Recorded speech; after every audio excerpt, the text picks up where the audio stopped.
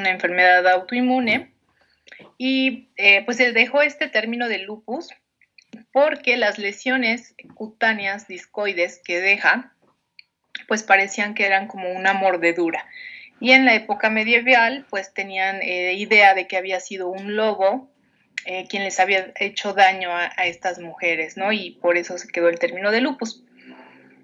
Y pues bueno, aunque no todos los pacientes que tienen afectación cutánea pueden llegar a tener esas lesiones discoides, pero bueno, se utiliza ese término. Pero es importante que pongan si es un lupus eritematoso sistémico o si es un lupus cutáneo, porque son cosas diferentes. El lupus eritematoso sistémico puede tener diferentes afectaciones y entre ellas la cutánea. El lupus cutáneo solamente va a tener una afectación de la mucosa oral, faríngea, oral, pero no de otros sistemas, ¿sí? Y bueno, esta enfermedad es de etiología desconocida, sin embargo, tiene una base genética. Se va a presentar daño en células y tejidos por autoanticuerpos patógenos y por complejos inmunes.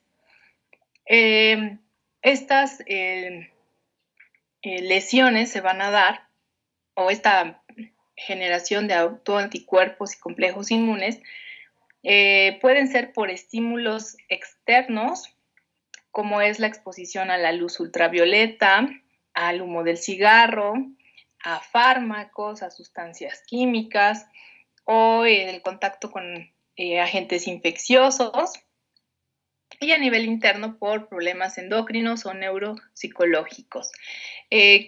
Cada lesión o destrucción de las células de los tejidos que se presente va a tener una expresión clínica, ¿sí? Si tenemos una afectación de la piel, pues podemos tener ese eritema, no sé, afectación como alopecia y demás, pero si tenemos una afectación renal, pues vamos a tener proteinuria. Entonces, cada paciente puede haber iniciado de forma diferente. Algunos pacientes, pues a lo mejor tienen la afectación cutánea y la afectación articular. Otros puede ser que tengan varias afectaciones de diferentes sistemas u órganos. Entonces, varía mucho. Realmente esta patología, pues es difícil porque algunos incluso le llaman que es, creo que en su libro de patología viene que es un síndrome, porque pues son varias manifestaciones. Otros le llaman el gran simulador, porque pues puede empezar, no sé, con problemas hematológicos y pues sospechar de una enfermedad hematológica y no realmente de un lupus, o puede empezar con problemas renales y sospechar pues de una nefropatía, pero no asociarla al lupus y demás. Entonces, es por ello que esta patología pues es difícil y a veces el diagnóstico que tiene el paciente es erróneo en un principio, o el diagnóstico de lupus llega tardío porque, por ejemplo, las afectaciones a nivel general pues son muy parecidas, la astenia, la dinamia, la fiebre, pues no sé, a tener un proceso infeccioso, a otras entidades totalmente diferentes que pues incluso podemos pensar que es algo como sencillo y finalmente pues no, es un lupus y es importante estar atento a esto. Entonces, por eso se crean los criterios de clasificación diagnóstica, porque es una forma en que ustedes pues, pueden ir juntando los puntos, a ver esta paciente si le aplica o no aplica, pensamos en un probable lupus o no. Y cada vez que se van publicando nuevos criterios, la idea es encontrar, poder hacer el diagnóstico más temprano, ¿sí? Bueno, ya tienen de tarea, creo que aquí todavía nadie me ha elegido lupus, ¿o sí? No, ya tengo ocupado artritis reumatoide y artritis idiopática juvenil. Esta patología se presenta más en mujeres, son 10 mujeres por cada hombre, y sobre todo en mujeres en edad reproductiva, pero no quita que le pueda dar a un niño, incluso a un bebé de 0 a 2 años es un lupus neonatal, o también a pacientes de la tercera edad. Y pues tienen ustedes aquí los datos epidemiológicos. Como pueden ver, las mujeres de raza negra tienen una incidencia mayor que los hombres, tanto de raza negra como de raza blanca, y que las mujeres de raza blanca. Y el principal pico es entre los 20 y 29 años de edad. De ahí empieza a disminuir, pero realmente es después de los 70 años de edad que ya tiene una incidencia menor.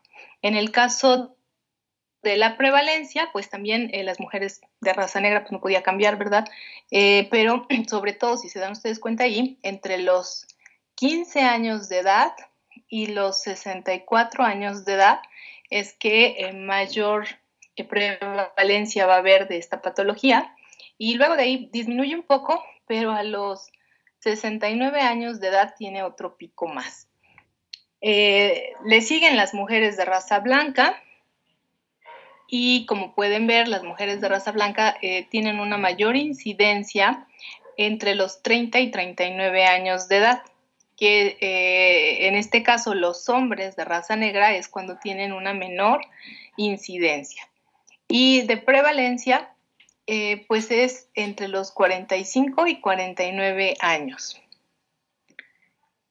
La supervivencia de estos pacientes en 1955 era solamente del 50% después de haber iniciado con los síntomas de lupus eritematoso sistémico, a los 5 años de haber iniciado. Esto ha ido mejorando. En 1998, en otro estudio ya se encontraron estadísticas donde mencionan que más del 90% sobreviven a los 5 años de iniciada la enfermedad, y más del 85% sobrevive a los 10 años de edad. Pero estas cifras pues no son como generales para todo el mundo. Obviamente tiene mucho que ver el país en donde se encuentra esta paciente. Si es un país desarrollado, pues sí, ha mejorado bastante. Pero en países como el nuestro, subdesarrollados, pues realmente no se ha visto esta mejora. Y pues tiene que ver mucho con que es una enfermedad multifactorial. Entonces la calidad de vida que tiene una paciente o una persona en Latinoamérica a un europeo pues es totalmente diferente. Hay países donde pues todo los que viven ahí pues tienen seguridad social en automático. Pues solo por estar ahí. Algunos, pues a lo mejor si son extranjeros no la tienen, pero todos los que son de ese país sí la van a tener. Pero en nuestro país, pues lamentablemente no todos tienen una seguridad social, y entonces es donde empiezan las desigualdades, ¿no?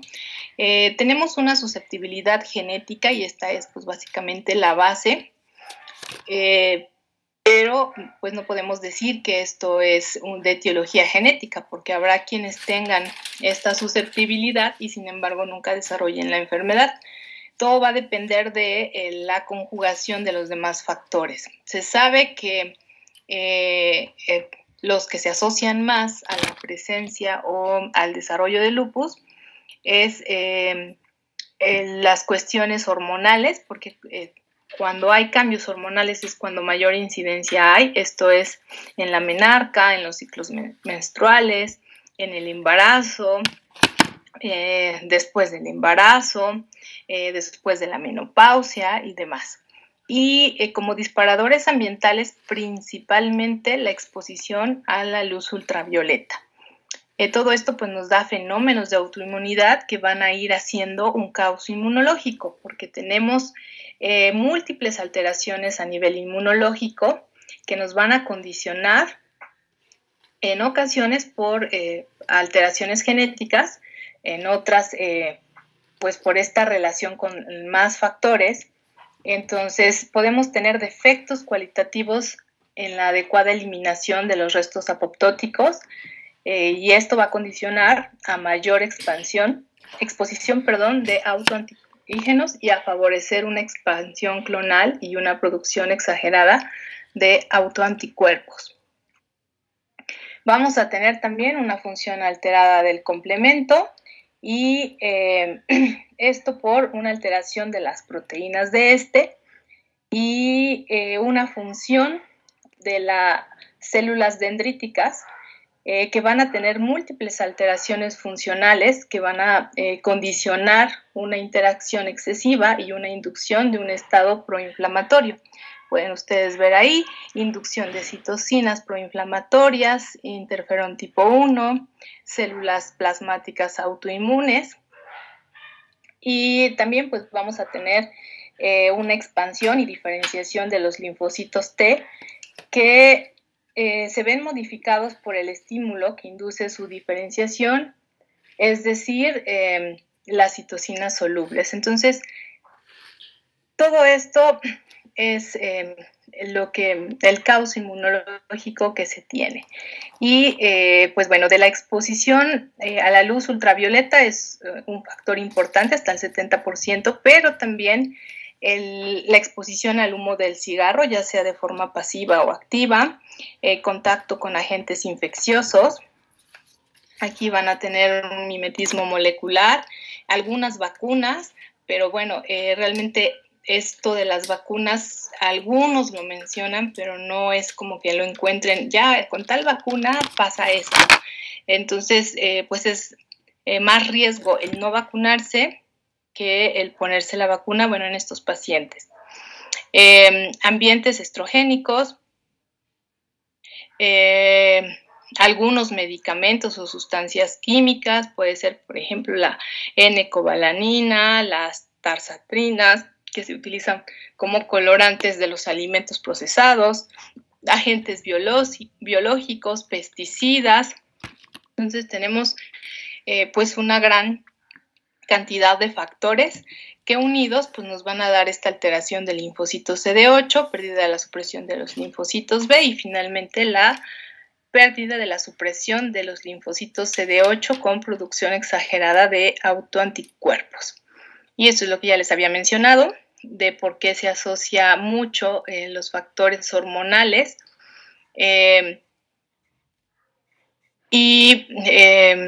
pues también el hecho de que se presente más en mujeres es otro punto que no les había recalcado. De los fármacos o sustancias químicas tenemos a las hidracinas, que estas son abundantes en los herbicidas, pesticidas, colorantes y humos de tabaco.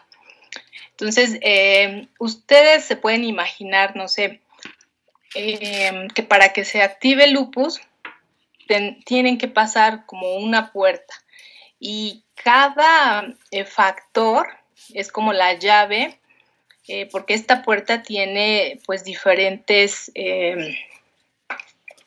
¿cómo se llaman?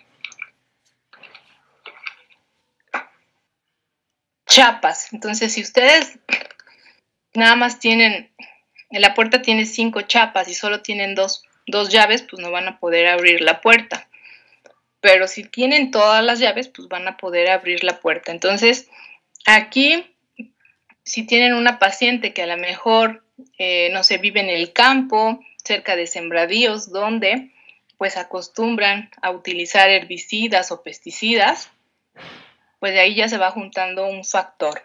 Si su paciente a lo mejor tiene un familiar con una enfermedad autoinmune, ya tenemos ahí otro factor, como otra llave.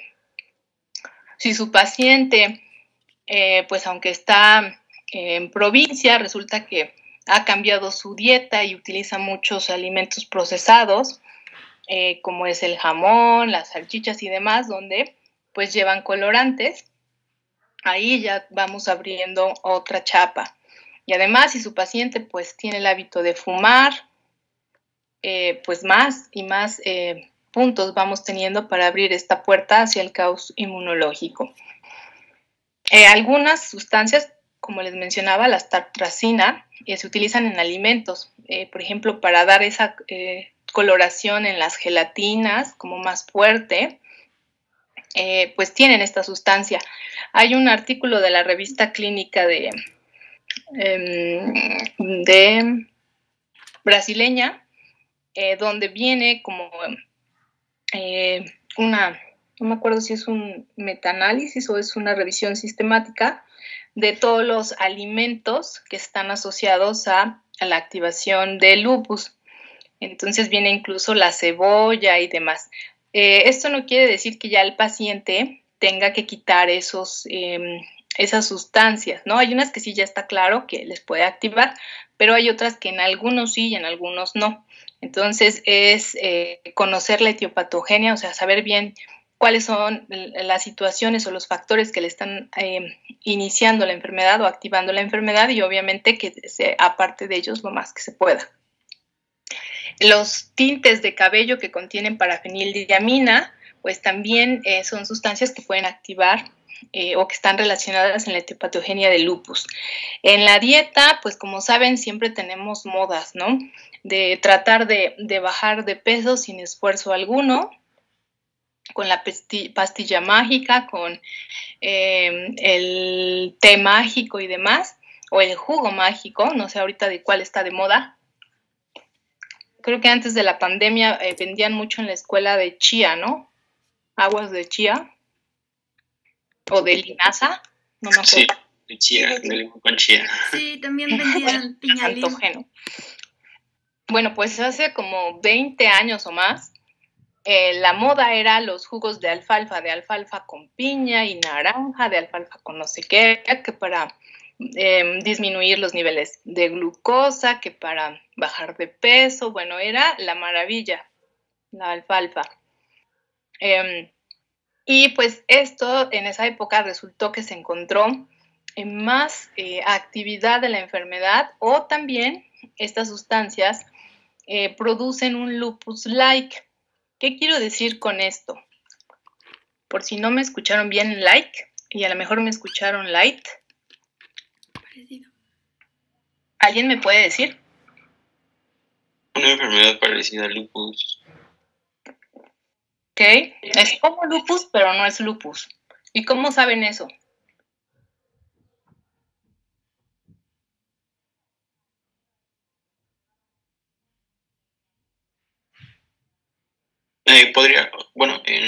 No sé, considero que a lo mejor podría confundirse con lupus por el cuadro clínico, pero se hace como el descarte a través de la determinación de autoanticuerpos.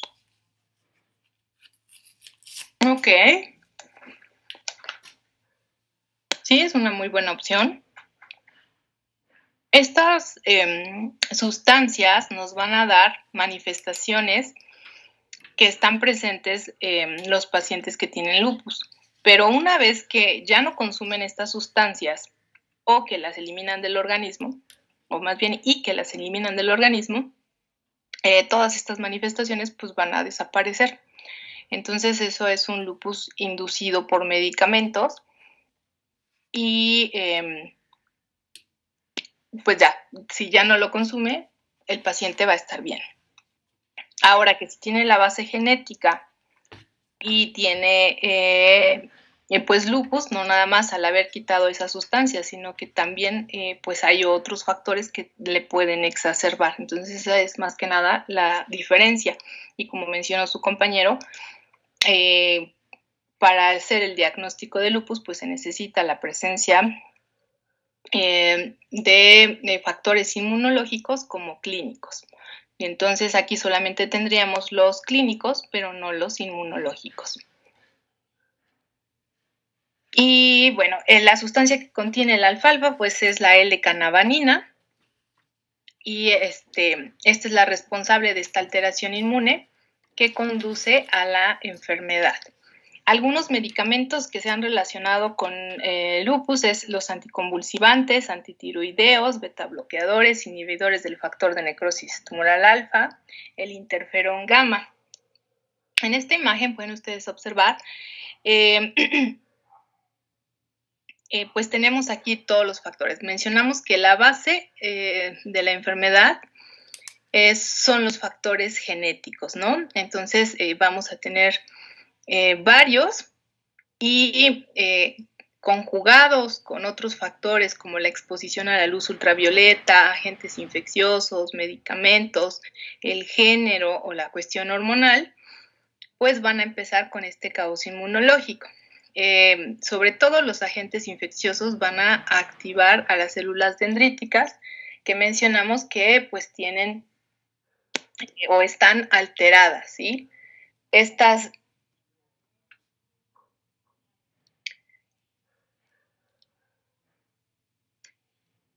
células dendríticas pues van a darnos una inducción de citocinas proinflamatorias y demás. En la exposición a la luz ultravioleta, pues al estar en contacto con el queratinocito, va a ayudar a esta activación de los linfocitos T, que van a tener una disminución de la TH1 y un incremento de citocinas proinflamatorias, como puede ser la 17, la 21, la 13. Y pues finalmente entre unos y otros pues va a hacer que se vayan activando y que si siguen en contacto la paciente con estos factores, pues su lupus se va a exacerbar. Como síntomas generales les mencionaba que son manifestaciones que realmente se pueden atribuir a otras causas totalmente distintas al lupus y esto hace pues el diagnóstico tardío o erróneo. Tenemos la astenia, la dinamia, la fiebre, la pérdida de peso. Entonces esto, por ejemplo, ¿alguien me puede dar ejemplos cuándo se puede presentar esto? ¿En qué tipo de patologías? ¿Podría ser diabetes? ¿Podría ser diabetes?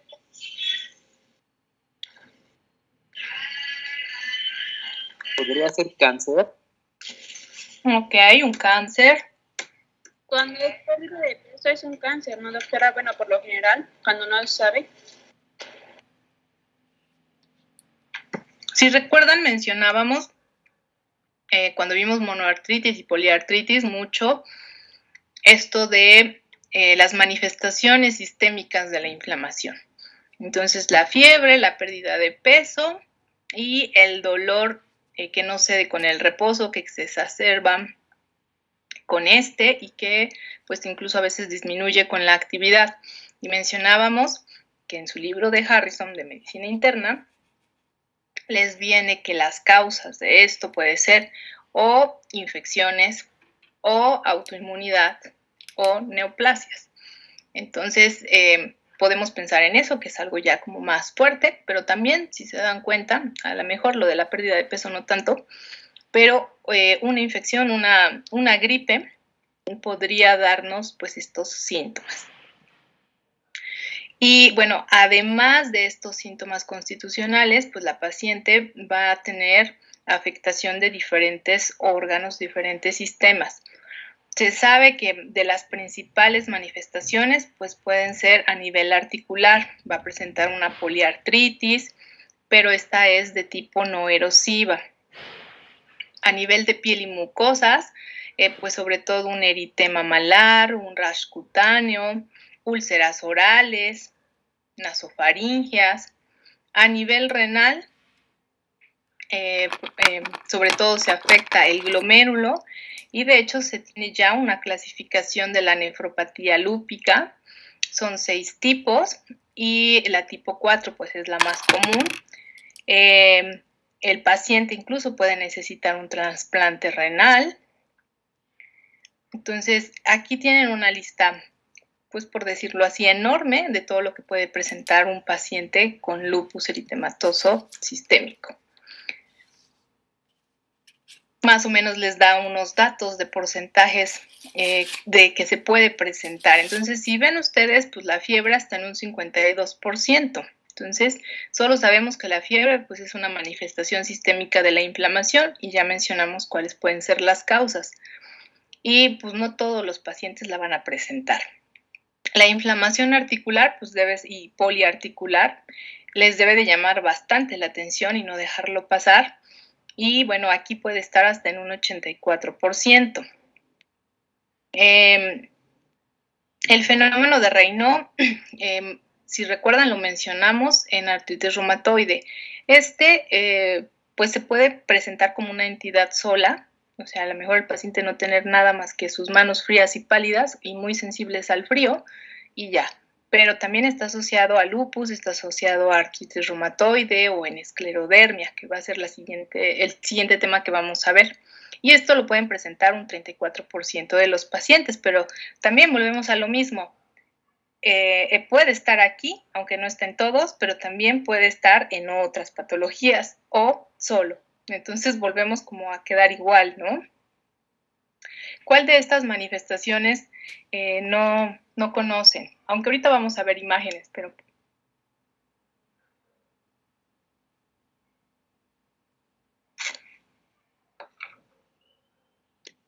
El síndrome seco. Ok. Se caracteriza por una disminución de las secreciones, de tal forma que el paciente va a tener ojo seco o boca seca. El livedo reticularis. Esta es una manifestación cutánea que, sobre todo cuando el paciente se expone al frío, van a notar su piel que se pone marmórea. Y la que dice Corea, no sé si se pronuncia así. ¿Esa no la conocen? Bueno, del movimiento. Ay, dejé mi...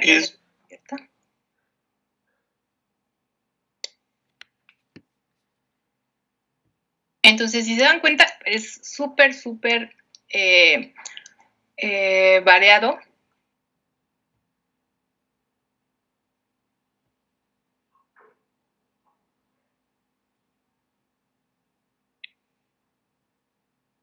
¿Alguna otra? Las lesiones discoides. Inflamación muscular.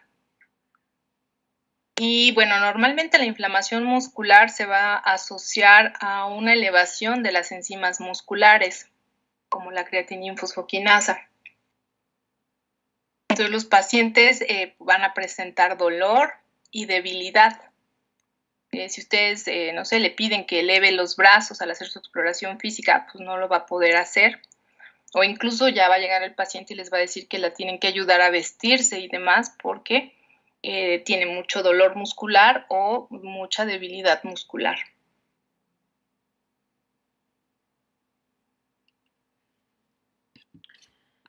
¿Y las lesiones discoides, doctora?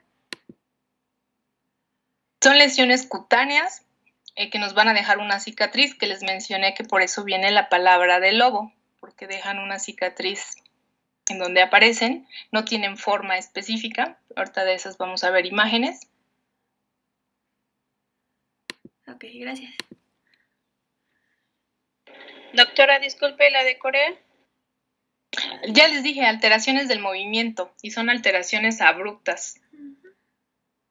Movimientos abruptos, perdón.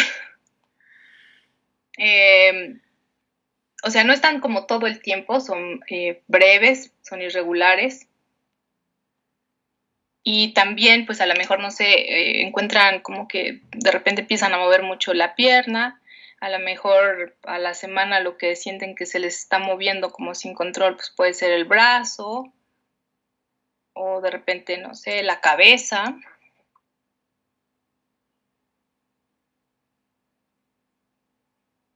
Gracias. Doctora, en ese caso, bueno, si un paciente llegase a presentar Corea, tendría que hacerse diagnóstico diferencial con Huntington, ¿no?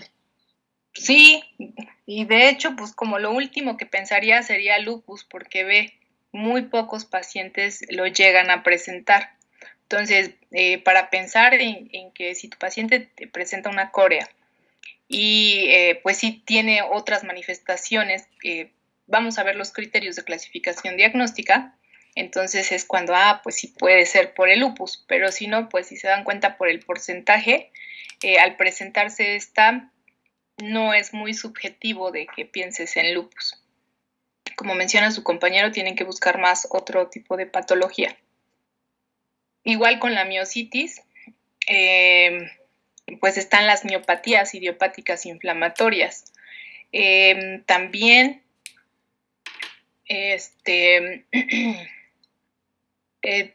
no sé, pudo haber hecho ejercicio excesivo la paciente, o sea, tendrán que valorar el tiempo que está con la molestia, las actividades que ha hecho últimamente y pues las patologías que tienen esta afectación.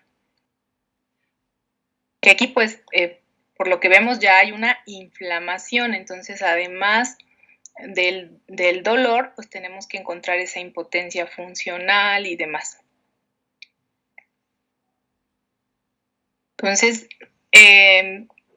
para lupus tienen que ubicar, estudiarse y aprenderse su libro de medicina interna de Harrison.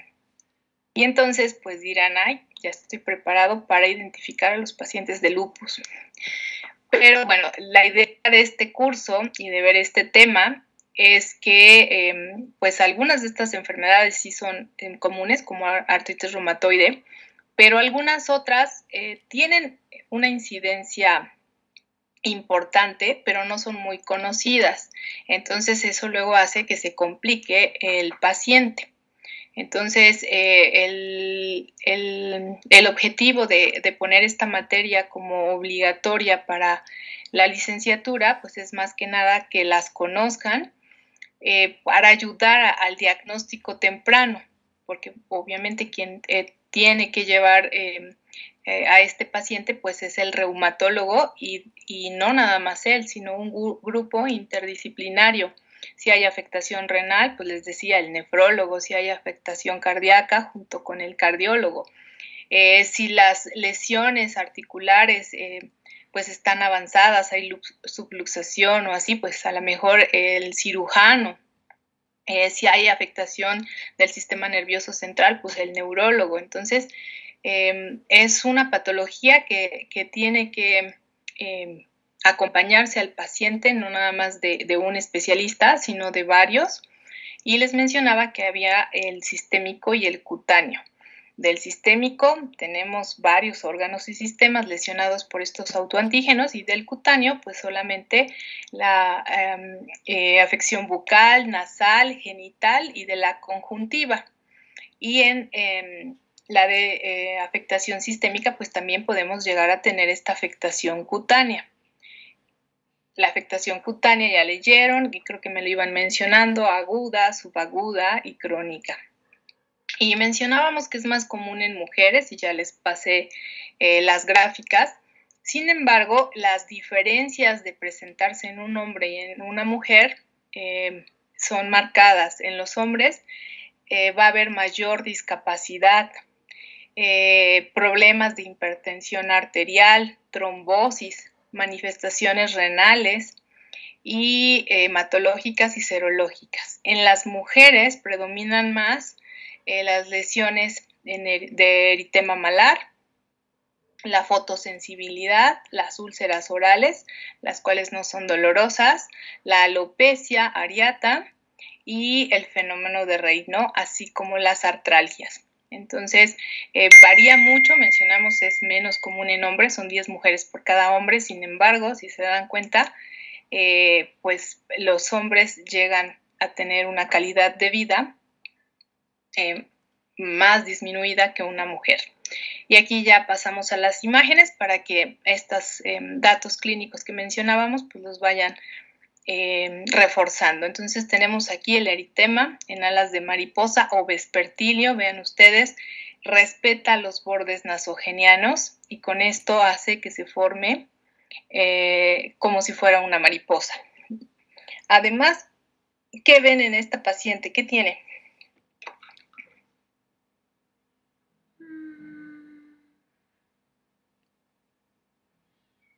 Chicos, ya es viernes, ya los veo muy dormidos. No sé si refiere como pecas o algo así. Ok. ¿Alguien ve otra cosa más?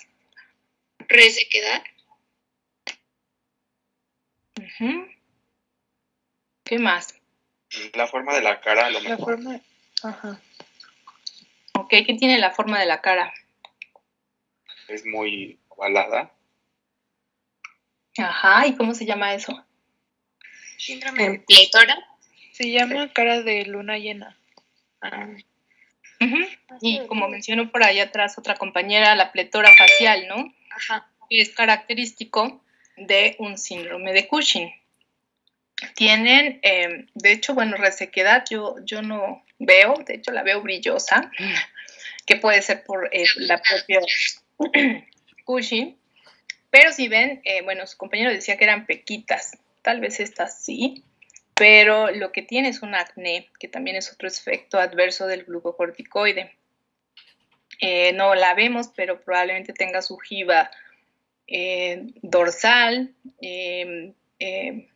la obesidad centrípeta. Entonces, esto es un efecto adverso de los corticoides.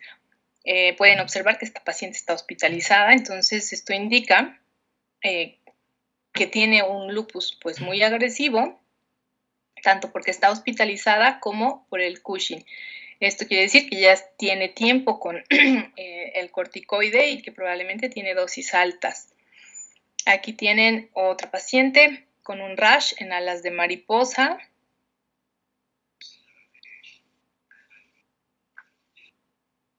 ¿Y qué pasa con estas pacientes? Les dicen ustedes cuando van a su consulta, pues ya saben, no se exponga al sol, les dice, es que quiero ir a la playa, que no sé, es la graduación y vamos a festejar ahí, y va a ir mi novio. ¿Qué pros y qué contras tiene para hacer ese viaje esta paciente?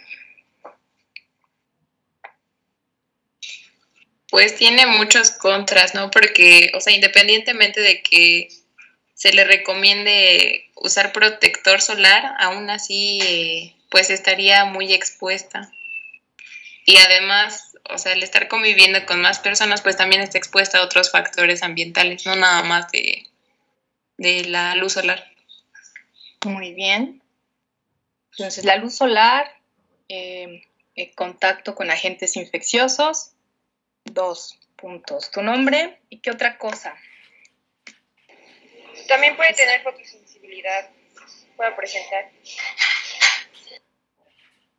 Ok, ¿qué es lo que nos mencionaba su compañera? La exposición a la luz ultravioleta, que ya quedamos que es hasta el 70% de la actividad de la enfermedad se puede dar por esta exposición a la luz ultravioleta, incluso con tiempos a lo mejor de 15, 20 minutos.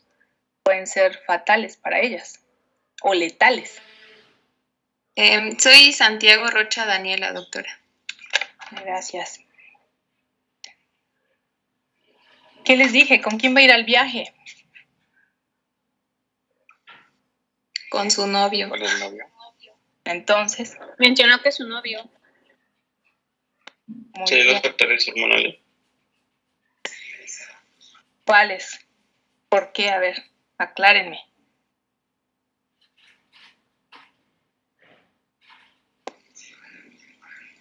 Doctora, yo ahí tenía una duda. Bueno, le iba a preguntar hace rato. Pues como vimos, también los factores hormonales influyen, ¿no?, en la patogenia de la enfermedad. Entonces me preguntaba si entonces el consumo de anticonceptivos orales podría exacerbar la enfermedad. Sí, de hecho no pueden. Por eso les decía que llevaba muchos factores. ¿Y cuáles eran? Porque si los consume, malo. Se va a activar más su enfermedad. Pero si no los consume, Se puede embarazar. y entonces, Tendremos otro factor hormonal que sería el embarazo y me parece que eso está, pues no es lo ideal. De hecho, no deberían porque puede activar la enfermedad o exacerbarla. bueno, eso de no deberían tampoco es tan drástico. Sí, estas pacientes sí pueden embarazarse. Si quieren embarazarse, lo pueden hacer, pero se recomienda que sea un embarazo planeado, ¿sí? Que por lo menos tenga 6 meses de inactiva la enfermedad. Esto se los digo por dos cosas. Una, porque a veces los pacientes dicen, es que fui a mi clínica y me dijo que no, que yo ya no puedo tener hijos, que mejor ni piense en eso y que casi ya me opere porque no. Y pues eso no es correcto. Y dos, porque también en su examen nacional de residencia, pues también les pueden venir estas preguntas. Un conocido que hizo examen para ¿cómo se llama? La nutrición.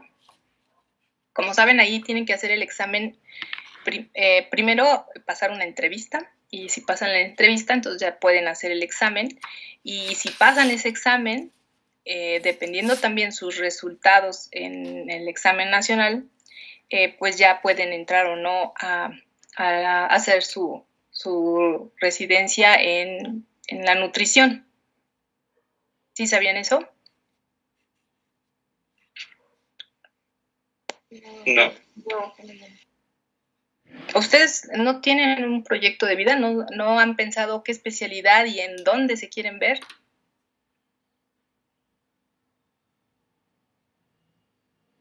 Pues si no lo tienen, ya pónganse a pensarlo y empiecen a trabajar para pues cumplir su meta.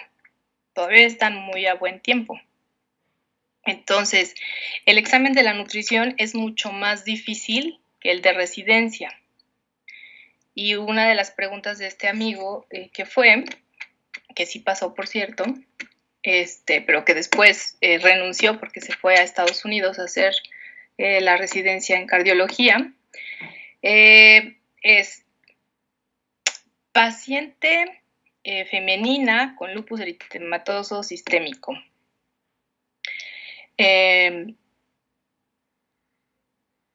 Con un embarazo de 3 meses, se le recomienda abortar o no.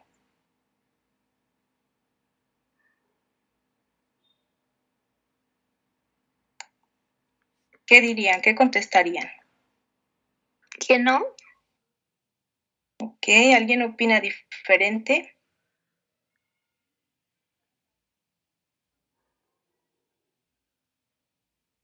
Depende, ¿no, doctora? ¿De qué? De si, bueno, estaba controlada, como usted había dicho, 6 meses antes de embarazarse. O igual en el tratamiento multidisciplinario, pues cómo vayan a ser sus laboratorios y así. Ok. Son dos buenas respuestas, aunque la de tu compañera va más acorde a la que hacen aquí en el instituto, porque ahí solo tienen la opción de sí o no, y no te dan así como que pues puede ser que en sí, en tu práctica clínica, eso es lo correcto. Pues primero vemos si el paciente tiene la enfermedad inactiva y está embarazada, pues no hay situación por la cual se deba de recomendar el aborto. Pero si la paciente pues tiene una actividad y una actividad severa y está en peligro su vida, entonces pues ahí podría estar justificado. Doctora, pero igual y aunque abortara pues ya va a tener cambios hormonales porque pues ya tiene 3 meses de embarazo, ¿no? También. Entonces, por eso la respuesta pues es no, pero les digo porque a veces, bueno, antes cuando estaba San Alejandro se hacían el día de las pacientes de lupus, no cada año, cada 2 años, se les daba como tipo curso, tanto podían asistir los pacientes como personal de salud en general, porque la idea pues es que conozcan la enfermedad para no hacer o prescribir situaciones que no son correctas. Y entonces muchos pacientes eso es lo que mencionaban, es que a mí me dijo que mejor abortara, o a mí me dijo que no, que yo nunca me voy a embarazar, y eso hay que tenerlo claro.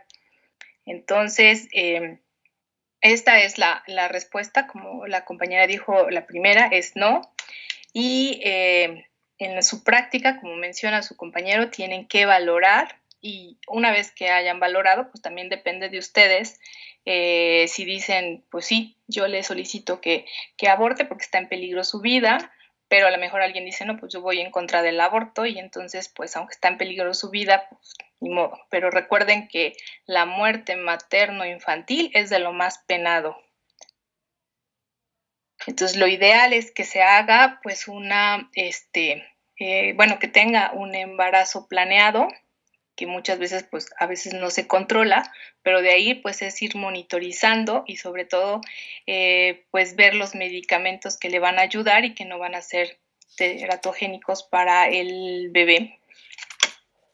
Y bueno, hasta aquí le dejamos.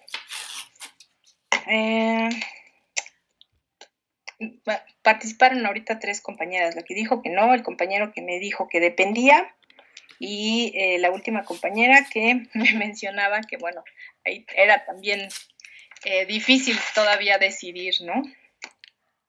Doctora, yo le dije que no y también le dije que pues aunque abortara ya tenía 3 meses de embarazo. Muy bien, ¿tu nombre? María Fernanda Mariscal Reyes.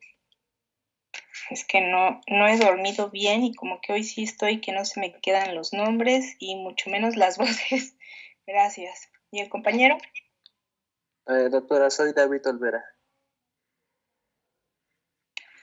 Y de veras, ya vayan pensando a dónde se quieren ir. Olvera. ¿O se quieren quedar como médicos generales? Ya lo vamos a ir planeando, doctora. Sí, doctora, ya lo vamos a planear. Sobre todo porque en algunos lugares, pues también el hecho de que hagan investigación y cosas así les ayuda en su puntaje. Entonces, con eso van asegurando su lugar. Aunque este año que pasó, pues sí, estaban unos hasta ofendidos porque los puntajes fueron muy bajos. Creo que con 300 ya pasaban, ¿no? Pero pues todavía no saben, es un juego al azar, como puede ser que sea un año muy difícil, que todos vayan con un puntaje muy alto, como puede ser que les toque como ahorita, más fácil. Pero bueno, todo está a buen tiempo. Que tengan excelente fin de semana, nos vemos el lunes. Gracias, doctora. Gracias, doctora. Gracias, doctora. Hasta el lunes. Hasta el lunes.